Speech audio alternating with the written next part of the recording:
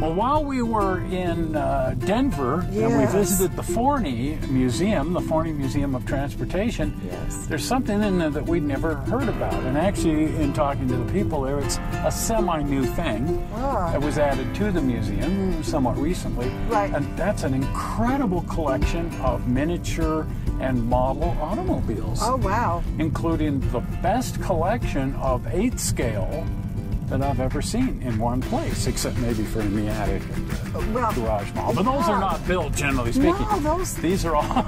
They're talking about it. Like, actually, there they are. And we walk in there, and they have everything that's ever been made in 8 scale. They don't display it all at one time because the room's not big enough. No. Just amazing. So check this out. The model car collection at the Forney Museum of Transportation. Well, we're back at the Forney Museum again. Yes, we are. Again, we came here, of course, to see the big boy, which we've shown you a couple of times. It's still just mind-bogglingly impressive. For sure. And if you haven't seen the videos on the big boy, go check out that whole playlist. It's just phenomenal. But they have a lot of automobiles. They do. Look at all of those. And they're really, really neat automobiles, too. That was your favorite, I think, right there. But they also have a lot of miniatures and models and that sort of thing on display. It's kind of a new thing that they're doing here. They have this ship under construction. It's kind of a shipwright's shop or something that somebody's done a diorama of. It's pretty cool. That is.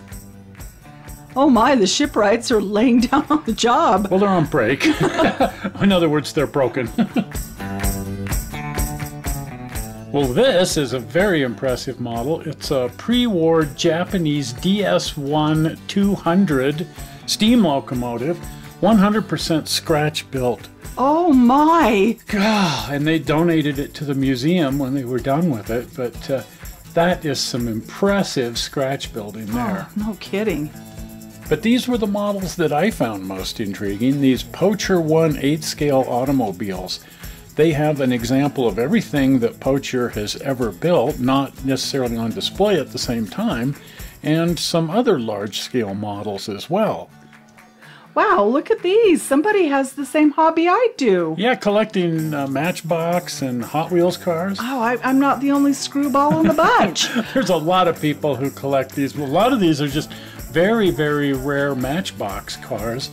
Those, I think, are our favorites, the ones that look like real cars rather than the crazy, weird science fiction kitty toy rocket ships. Yeah, I don't like those. They have to be authentic looking. They have to be authentic looking. But a lot of the ones in here are insanely collectible. Some of these things are worth over $1,000. This is fun. It's a 1913 Christie fire engine by MPC in 1/12 scale.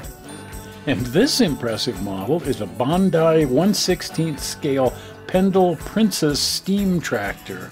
These are all just readily available plastic models. Oh, here is the Lindbergh version of the monogram Big T.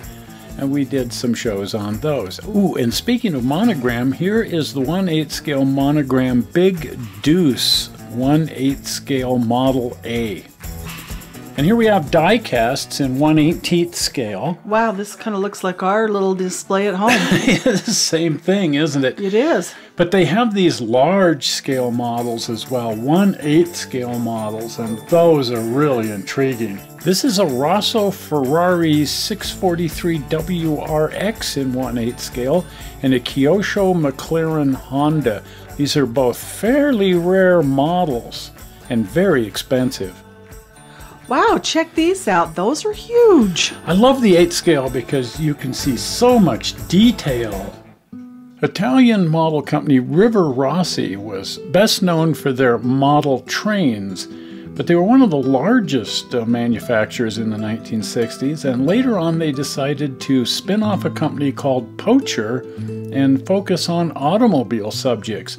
That and, of all things, wooden and brass cannons, a line which they subsequently discontinued. At any rate, this was their very first automobile subject, a Fiat F2 from 1907, and there's a really nice one on display here in the museum.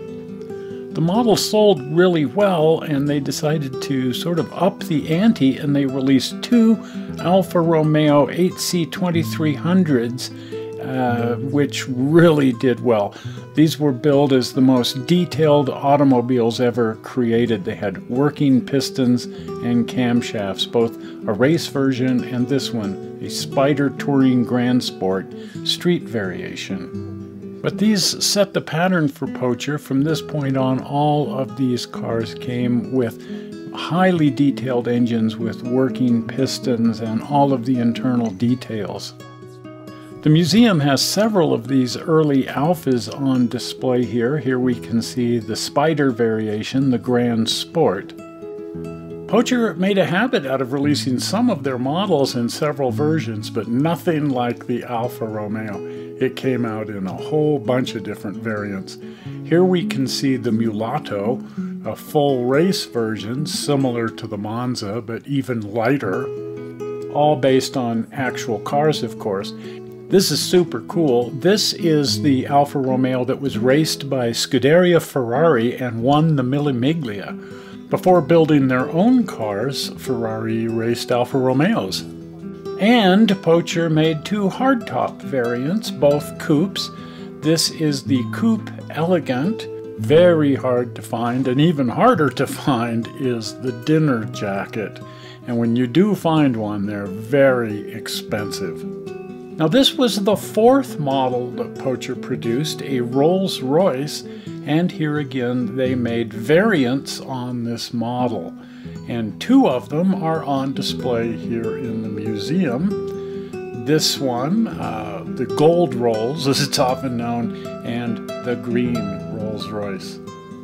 This was actually the first one of these I've ever seen. Their next model was the Mercedes 500K, highly sought after collectible car in the real world, so why not produce an extremely accurate 1/8 scale model of it? And here it is on display in the Forney Museum. And lastly, Bugatti. Bugattis are certainly the most collectible cars that have ever been manufactured. In this case, the Type 50. And they made it in two variants, both of which are on display here in the Forney Museum. Well, as neat as these models are or were, sales were sort of falling off, and the corporate bigwigs decided that they needed to go off in a whole new direction. Oh dear. And sometimes that's a good thing, and quite often that's not such a good thing, but they announced what their new model was going to be. This, they said, was a classic example of an American car. Oh, well, my dad would have agreed. I guess to Italians in that era, this is what they were most familiar with. But they actually never produced this. It was produced by Fine Art Models, but ultimately they decided to go in a whole different direction again, and they ended up producing a Volvo Semi.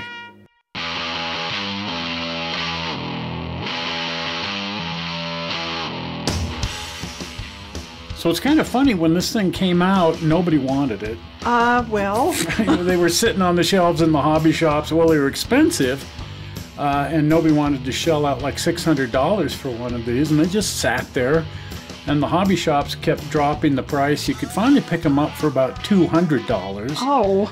And slowly they vanished. Now if you can find one, they go for well over $1,000. I've seen them for $1,500. Oh my. And somebody will pay it, because they're that rare. But there's one on display.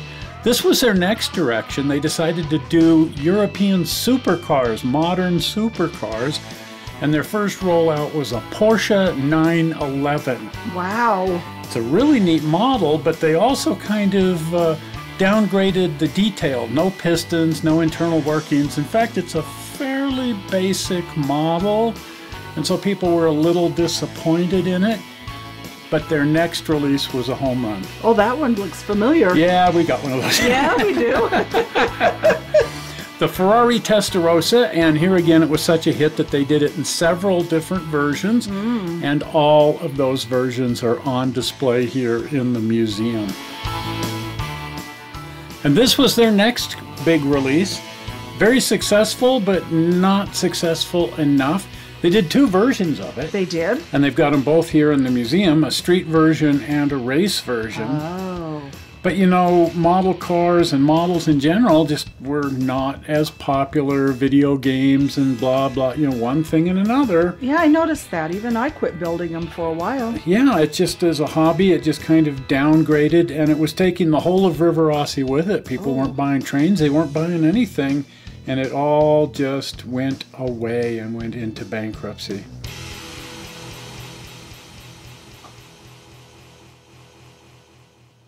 Until the Spanish company Hornby bought the whole thing out and moved the manufacturing to China. Ah. Controversial, but it makes the stuff affordable, and the very next thing they did was roll out a new supercar, the Lamborghini Aventador. Isn't that neat? That's crazy. I want one. They don't have any of these in the museum. Oh, also their next model was a Ducati. This is in quarter scale, so the thing is over 2 feet long and about a foot and a half tall. It's just huge. Oh. Actually, quarter scale motorcycles have become a thing, and a couple of companies are doing them now. That's really neat. And then their final release here, it's out right now. I don't mean final as in they're going out of business again. They just barely released this, the Lamborghini Huracan. Oh, what? If you water that thing, will it grow? Well, let's get one and find out. if suddenly there was a hurricane out in the driveway, as long as it was this kind of hurricane, not the blowing kind of hurricane.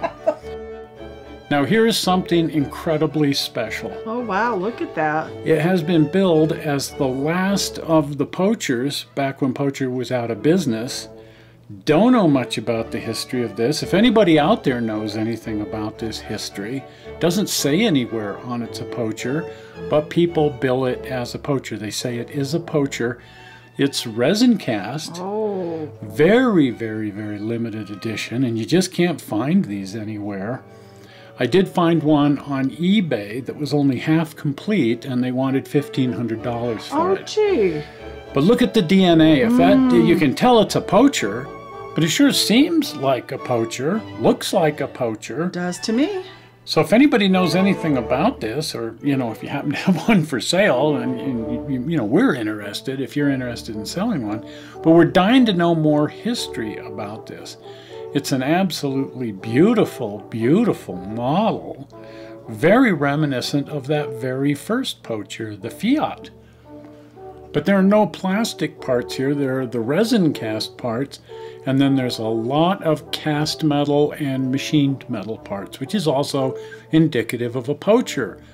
Not indicative of a Pocher, however, is they have a nasty habit of falling apart. Oh, look at that. They say that the metal has some fatigue problem, and that if you have one of these things, you have to really be careful with it, or it just disintegrates.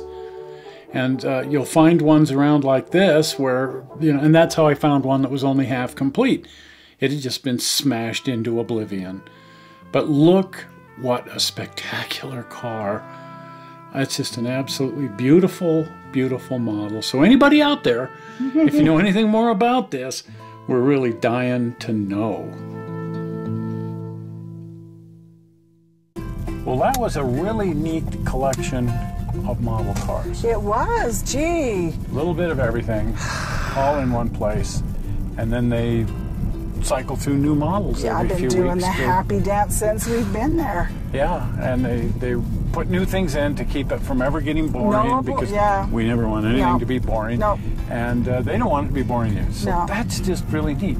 So if you find yourself in Denver and you like plastic model cars or die-cast or Pochers or any of these things, Hot Wheels, there you go. You got to get over to the Forney and check out the model car collection. And while you're looking at that, you can look at a whole bunch of really neat trains and automobiles. That's right, everything. It's just an amazing museum. Cool. It's a happy place. It's a happy place. So do pop on over and subscribe. And the easy way to subscribe is with the newfangled blue button. Ready? Yes. Zoink! That big round blue button. Right. Well, we're not sure how you found this movie on the internet. We hope you didn't find it boring, and we will see you here again on Tuesday with the Collector's Bag. See ya. See ya. Bye-bye. Bye.